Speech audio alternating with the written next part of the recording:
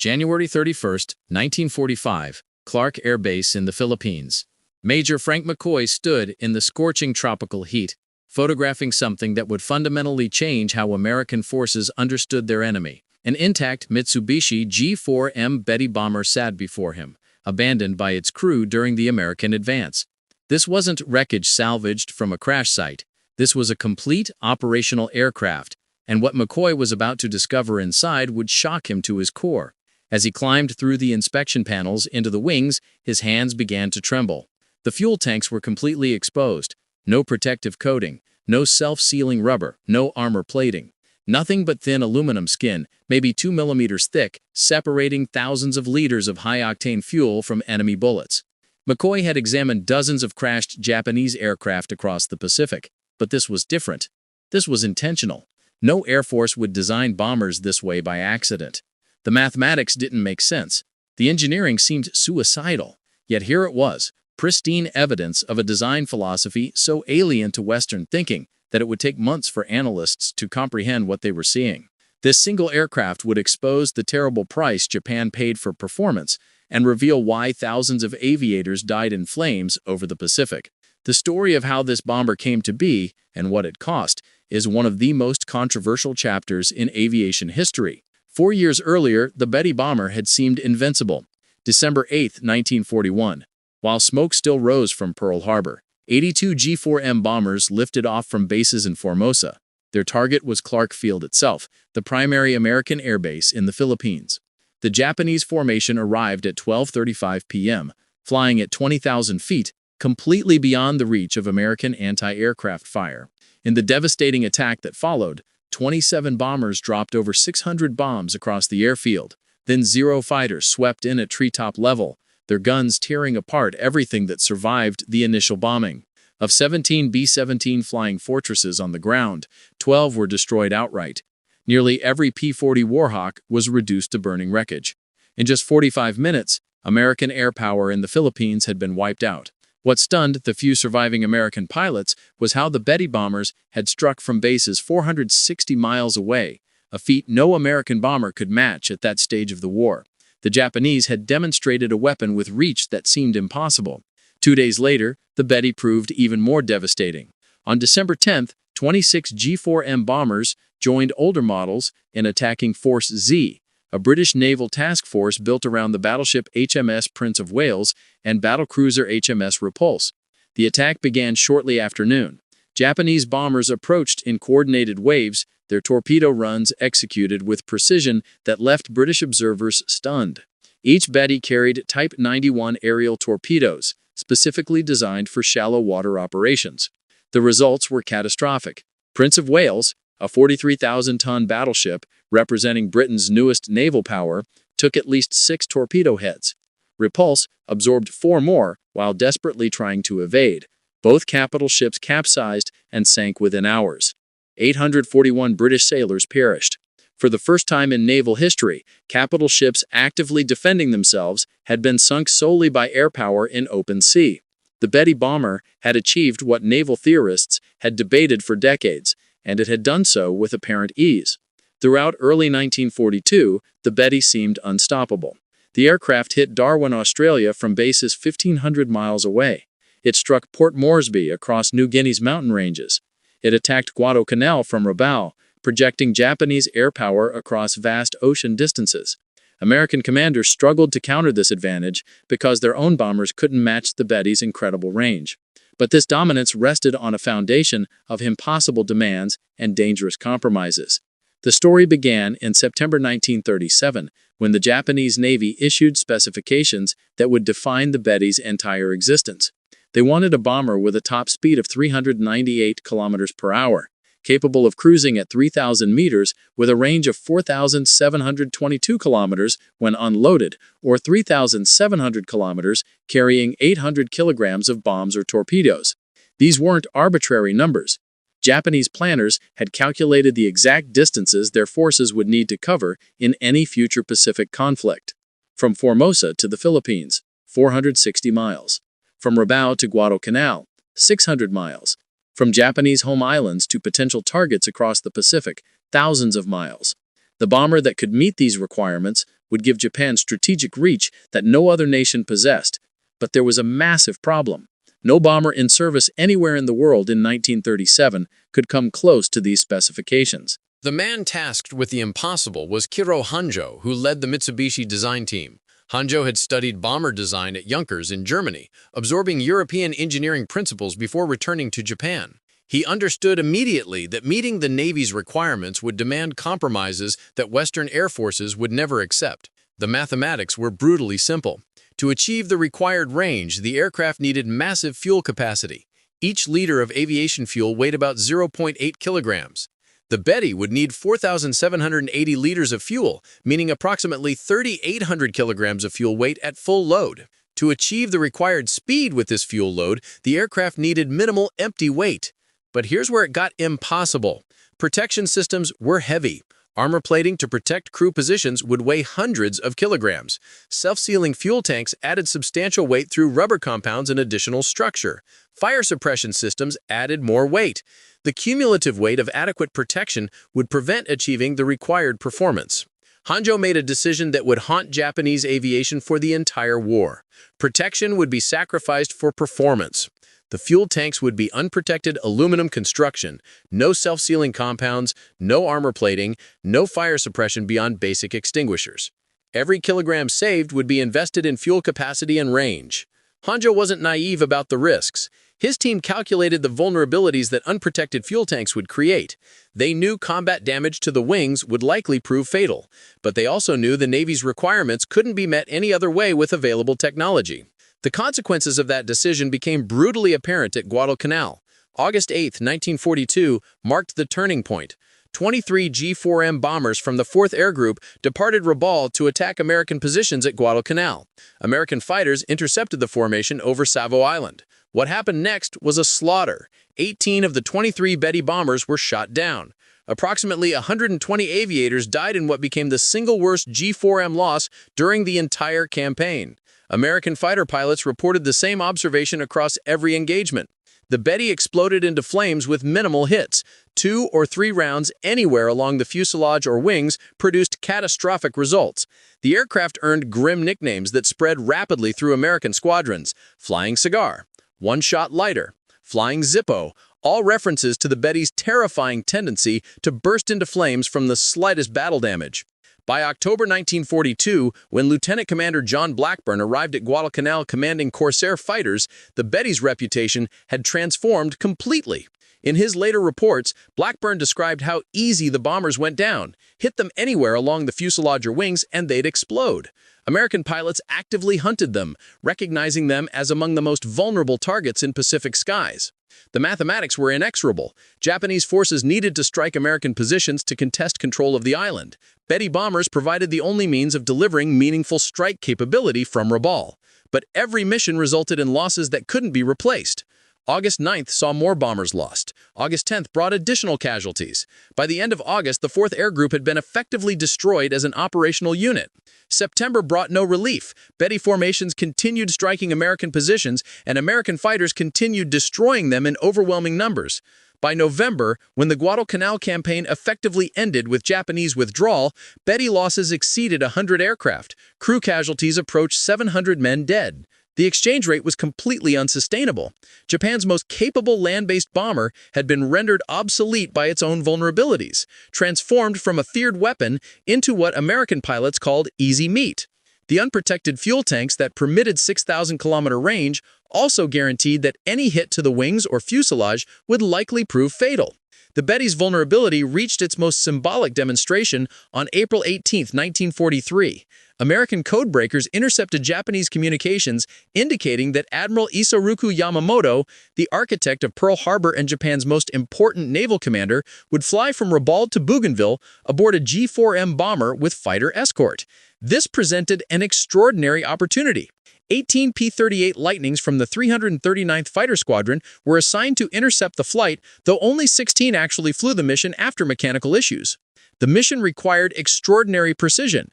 The P-38s would fly over 400 miles at wave-top height to avoid radar detection, navigate across open ocean without landmarks, and arrive at exactly the calculated intercept point at exactly the calculated time.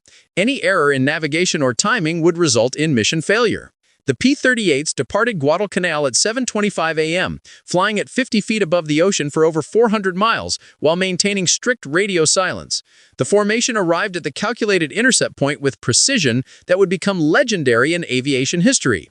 At 9:34 a.m., exactly on schedule and just 1 minute ahead of the calculated intercept time, the P-38s spotted Yamamoto's formation, 2 Betty bombers flying at low altitude with 6 Zero fighters as escort. Captain Thomas Lanphier and First Lieutenant Rex Barber broke from the formation to engage the bombers while other P-38s held off the Zeros. Barber engaged the lead Betty, which carried Admiral Yamamoto. The bomber took hits to the wing area, where the unprotected fuel tanks were located. The aircraft exploded in flames and crashed into the jungle. Yamamoto's body was recovered the following day. He had been killed by injuries sustained during the crash. The operation demonstrated multiple aspects of Allied superiority. American signals intelligence had intercepted and decoded Japanese communications. American planning had calculated intercept timing with 1-minute precision over 400 miles of ocean. American fighters had executed the mission flawlessly despite extraordinary navigational challenges. And the Betty bomber's vulnerabilities had guaranteed that successful interception would be fatal. There was no possibility of Yamamoto's bomber surviving once it came under attack. The unprotected fuel tanks ensured that any damage would be catastrophic. Even Japan's most important military leader couldn't be kept safe in an aircraft designed without crew protection in mind.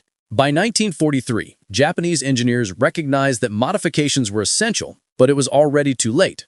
Starting with the 663rd aircraft produced in March 1943, 30mm rubber sheets were installed beneath wing surfaces where fuel tanks were located. But these weren't true self-sealing tanks. They were a compromise measure, adding minimal weight while providing limited protection against fuel leakage. The modification reduced top speed by 9 km per hour and decreased maximum range by 315 km. Worse, crew survival rates showed no significant improvement. The rubber sheets could slow fuel leakage from small caliber hits, but they couldn't prevent fires from larger caliber rounds or cannon shells. They couldn't stop explosions when tracers ignited fuel vapor. The fundamental vulnerability remained unchanged. Japanese designers attempted more comprehensive protection with the G4M Model 3, introduced in October 1944. This variant featured actual self-sealing fuel tanks, with capacity reduced to 4,490 liters to accommodate the protective material. The modification reduced maximum range to 3,640 kilometers, a loss of more than 2,000 kilometers compared to the original model. But approximately only 60 G4M Model 3 aircraft were produced by war's end.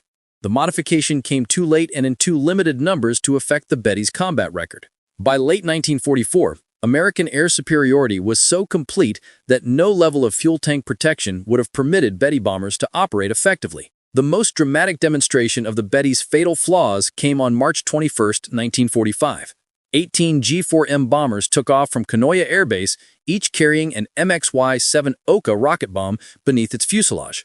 The Oka was a piloted, rocket-powered aircraft with a 1,200-kilogram warhead designed for kamikaze attacks against American ships.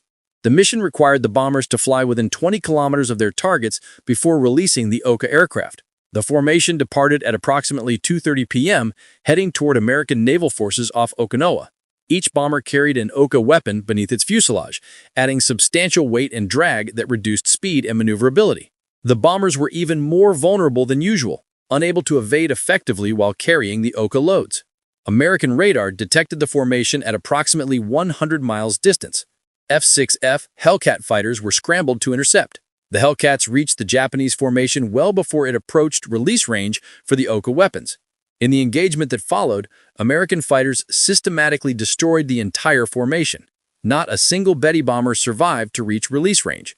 Not a single Oka weapon was launched against American ships. 137 bomber crew members and 15 Oka pilots perished in the attack. The final mission flown by Betty bombers came on August 19, 1945, 4 days after Emperor Hirohito announced Japan's surrender. 2 white-painted G4M bombers with green crosses departed at Sugi Airfield, carrying Japanese representatives to discuss surrender terms with Allied forces. The aircraft, given call signs Bataan 1 and Bataan 2, flew to Ieshima, where the Japanese delegation transferred to an American C-54 for transport to Manila. The symbolism was profound and deliberate. The white paint and green crosses indicated peaceful intent, transforming the bombers from weapons of war into vehicles of diplomacy. The call signs Bataan 1 and Bataan 2 referenced the location where American forces had surrendered to Japan in April 1942, one of the most devastating defeats in American military history. Now, 3 years later, aircraft bearing those call signs carried Japan's surrender delegation. The crew wore dress uniforms rather than flight suits. The aircraft carried no weapons, no ammunition, no military equipment beyond what was necessary for flight. American fighters escorted the white Betty bombers throughout their flight, ensuring they remained on the prescribed course. The escort was both protective and supervisory, guaranteeing safe passage while preventing any deviation from planned routes. The white Betty bombers with green crosses became the final image of the aircraft that had opened the Pacific War at Clark Field in December 1941. The circle was complete. The bomber that had destroyed American air power in the Philippines in the war's first hours now carried Japan's surrender delegation in the war's final days. The aircraft that symbolized Japanese air power's reach at effectiveness now symbolized Japan's defeat and submission to Allied terms. The bomber that had been designed to sacrifice crew safety for strategic advantage was now being used to negotiate the terms of Japan's complete capitulation. The transformation was absolute. From instrument of aggression to symbol of surrender, the Betty's journey mirrored Japan's own trajectory through the Pacific War. The production statistics tell a story of both importance and terrible cost. Total production reached approximately 2,414 aircraft across all variants, making the Betty one of Japan's most numerous bombers. The G4M Model 1 comprised approximately 1,172 aircraft produced from 1941 through early 1943. This variant featured the original unprotected fuel tank design with capacity of 4,780 liters. Top speed reached 428 kilometers per hour. Maximum range of 6,034 kilometers made it the longest-ranged bomber in service anywhere in the world. But the complete absence of protection systems made it catastrophically vulnerable once American fighter strength increased.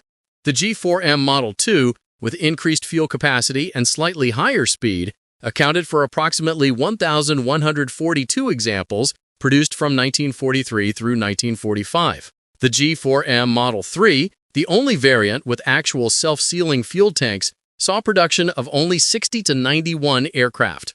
At peak production in 1943, Mitsubishi factories delivered approximately 100 aircraft per month.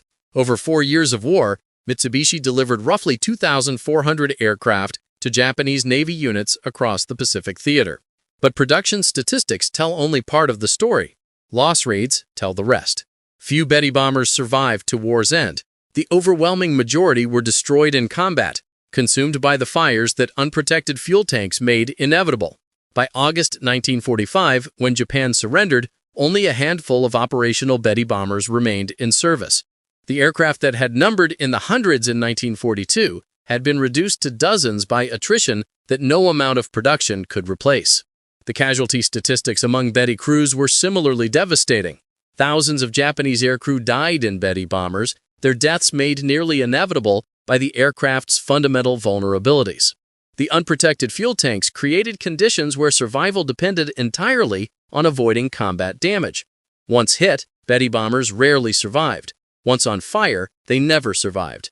Compare this to American bomber protection systems, and the philosophical difference becomes stark. The B-17 Flying Fortress featured armor plating protecting pilot and co-pilot seats with steel plates. Armored bulkheads protected crew positions throughout the fuselage. Self-sealing fuel tanks were standard from the B-17C model onward. American studies during the war demonstrated the effectiveness with statistical precision. Body armor reduced fatalities from chest wounds by more than 75%. Self-sealing fuel tanks reduced fire-related casualties by similar margins. Aircraft equipped with protected fuel systems showed survival rates 3 to 4 times higher than unprotected aircraft when damaged in combat. When Major McCoy examined tail number 763-12 at Clark Field in January 1945, he wasn't just analyzing an enemy aircraft. He was witnessing the physical manifestation of choices made years earlier, choices that prioritized capability over survival, choices that would cost thousands of Japanese aircrew their lives. The unprotected fuel tanks were not an accident. They were a deliberate decision. The crew of this particular Betty had abandoned their aircraft during the American advance on Clark Field. They had survived by walking away from an aircraft whose design made survival in combat nearly impossible. Most Betty crews were not so fortunate. They flew missions knowing the danger. They climbed into unprotected bombers, crossed vast Pacific distances, and they died in overwhelming numbers, consumed by the fires that the aircraft's design made inevitable. The Betty bomber's story is ultimately about the price of capability without protection. It demonstrates that performance alone cannot guarantee success when that performance is purchased at the cost of crew survival. The extraordinary range of 6,000 kilometers meant nothing when aircraft couldn't survive the final 100 kilometers to target. The impressive speed of 428 kilometers per hour provided no advantage when American fighters could intercept from distant bases with warning from radar systems. The payload capacity became irrelevant when formations were destroyed before weapon release. Most importantly, the Betty reveals what happens when military technology is divorced from realistic assessment of combat conditions. The assumptions underlying the Betty's design, assumptions about limited opposition and short war duration, proved catastrophically wrong within months of the Pacific War's start. By the time these assumptions were proven false, thousands of Betty bombers were already in service or production, and Japanese industry lacked the capacity to replace them with better protected designs. Japanese designers understood the risks when they made their choices in 1937 and 1938. They calculated the weight penalties. They knew the vulnerabilities. They accepted the trade-offs because they believed the performance advantages would prove decisive. They were wrong, and thousands of men paid the price for that miscalculation with their lives. The examination of tail number 763-12 provided the final proof of what Allied forces had suspected for years. The Betty bomber wasn't poorly designed. It was brilliantly designed to achieve specific goals. Those goals simply didn't include bringing Japanese crews home alive. And in that single fact lies the entire story of why one nation's Air Force could sustain operations indefinitely while another destroyed itself through attrition.